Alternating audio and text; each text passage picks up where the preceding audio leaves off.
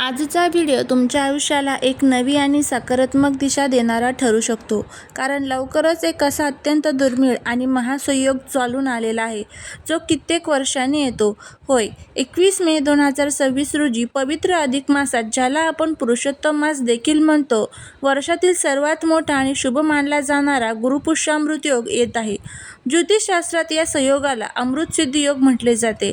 आजच्या या व्हिडिओमध्ये आपण जाणून घेणार आहोत, हा योग कधी सुरू होणार, कधी संपणार, याचे महत्त्व काय, या दिवशी कोणते उपाय केल्याने तुमच्या घरात सुख, समृद्धी आणि अखंड लक्ष्मीचा वास राहील. त्यामुळे व्हिडिओ हा खूप माहितीपूर्ण आहे, त्यामुळे शेवटपर्यंत नक्की पहा. चॅनलला वरती नवीन असाल तर चॅनलला सबस्क्राईब करायला विसरू नका. कमेंटमध्ये जय माता लक्ष्मी लिहायला अजिबात विसरू नका. आधी आपण हे समजावून घेऊया की हा योग इतका खास का आहे. जेव्हा गुरुवारी पुष्य नक्षत्र येतं तेव्हा गुरुपुष्यामृत योग तयार होतो. पुष्य नक्षत्राला सर्व नक्षत्रांचा राजा मानले जाते. या नक्षत्रावर देवगुरू बृहस्पती म्हणजेच गुरु आणि शनिदेवाचा प्रभाव असतो आणि त्यातल्या त्यात यंदा हा योग अधिक मासात येत आहे. अधिक मास हा भगवान विष्णूंना अत्यंत प्रिय आहे, म्हणूनच त्याला पुरुषोत्तम मास म्हणतात. जेव्हा अधिक मास आणि गुरुपुष्यामृत योग एकत्र येतात तेव्हा या दिवसाचे शुभ फळ 1000 पटीने वाढते. या दिवशी तुम्ही जे काही सत्कर्म कराल, दानधर्म कराल किंवा नवीन सुरुवात कराल, त्याचे फळ अक्षय राहते, म्हणजेच ते कधीही संपत नाही. हा शुभ मुहूर्त कधी आहे, कधी संपणार ते बघूया आपण. तर गुरुपुष्यामृत योगाची तारीख ही 21 मे 2026 वार गुरुवार या दिवशी आहे. आता या दिवशी पुष्य नक्षत्र जे आहे तर ते सकाळी 7 वाजता चालू होणार आहे आणि नक्षत्राची समाप्ती ही रात्री 3 वाजता होणार आहे. म्हणजेच हा मुहूर्त संपूर्ण दिवसभर असणार आहे. या काळात राहुकाळ वगळता तुम्ही कोणते शुभ संकल्प करू शकता. गुरुपुष्यामृत योगाच्या सुवर्णकाळात खरेदी करणे आणि साधना करणे अत्यंत फलदायी मानले जाते. शास्त्रानुसार गुरुपुष्यामृत योगावर केलेली खरेदी अत्यंत शुभ आणि चिरंतन टिकणारी असते. जर तुम्ही काही खरेदी करण्याचा विचार करत असाल तर या गोष्टींना प्राधान्य द्या. या महासंयोगाच्या दिवशी घरात सुख समृद्धी येण्यासाठी काही उपाय करू शकता.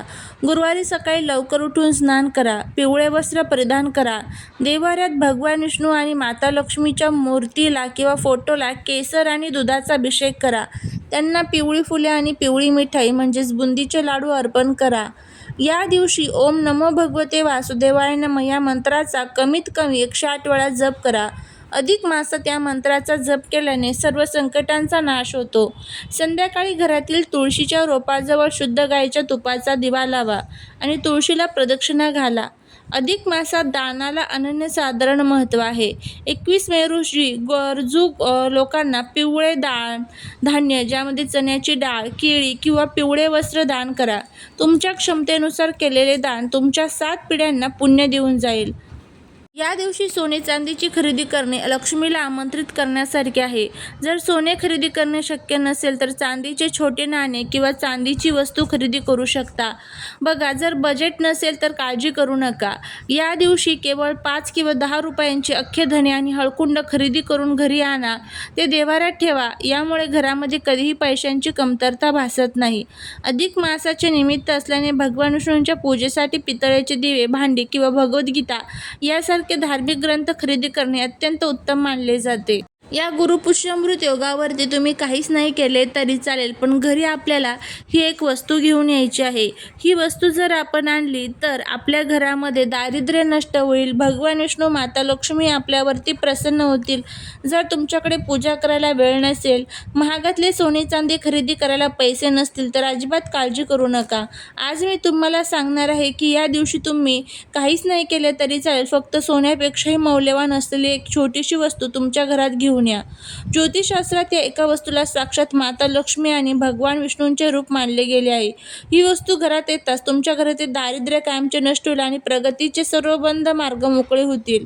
ही वस्तू कोणती आहे, ती कशी आणायची आणि कुठे ठेवायची हे सविस्तर जाणून घ्यायचं असेल तर व्हिडिओ शेवटपर्यंत पहा. कमेंटमध्ये जय माता लक्ष्मी लिहायला अजिबात विसरू नका. 21 मेचा हा दिवस सामान्य नाही, एकतर हा गुरुपुष्यामृत योग पुष्य नक्षत्र पुरुषोत्तम मास जो भगवान विष्णूंना समर्पित आहे. त्याच दिवशी नक्षत्राचा राजा पुष्य नक्षत्र गुरुवारी आले. अशा दुर्मिळ योगावर जर आपण बाजारातून महागडं सोनं आणलं तर ते शुभ मानलंच जातं, पण प्रत्येकाला सोने खरेदी करणं शक्य होत नाही. गरीबातल्या गरीब माणसालाही लक्ष्मीचा आशीर्वाद मिळावा म्हणूनच शास्त्रामध्ये काही अशा अत्यंत चमत्कारिक आणि नैसर्गिक वस्तू सांगितल्या आहेत ज्याची किंमत पैशात करता येत नाही. ही वस्तू सोन्यापेक्षा 1000 पटीने जास्त वेगाने लक्ष्मीला आकर्षित करते.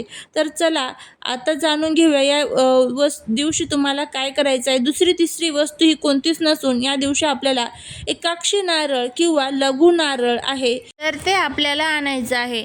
सामान्य नारळाला 3 डोळे असतात, पण एकाक्षी नारळाला एकच डोळा असतो. हा नारळ साक्षात माता लक्ष्मीचे प्रतीक मानला जातो.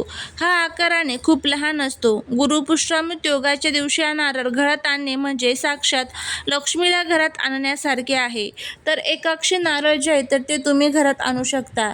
घरात आणून काय करायचे आहे, आता बघा, ही वस्तू घरी आणल्यानंतर तुम्हाला त्याची मोठी पूजा करायची गरज नाही. अगदी सोपी पद्धत आहे. 21 मे रोजी पूजेच्या दुकानातून नगुर नारळ किंवा कमीत कमी 5 गोमती चक्र विकत घेऊन या.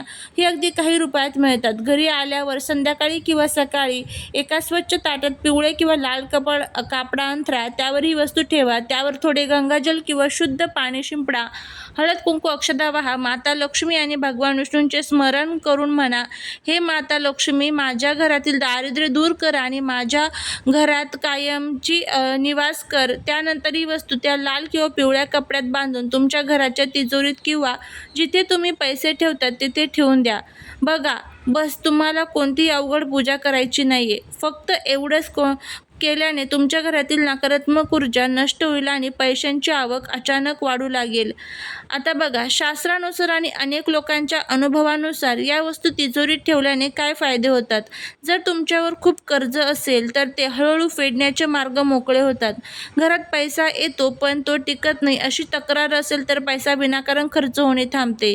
जर तुमचे दुकान किंवा व्यवसाय असेल तर तिथे ही वस्तू ठेवल्याने ग्राहकांची गर्दी वाढू शकते.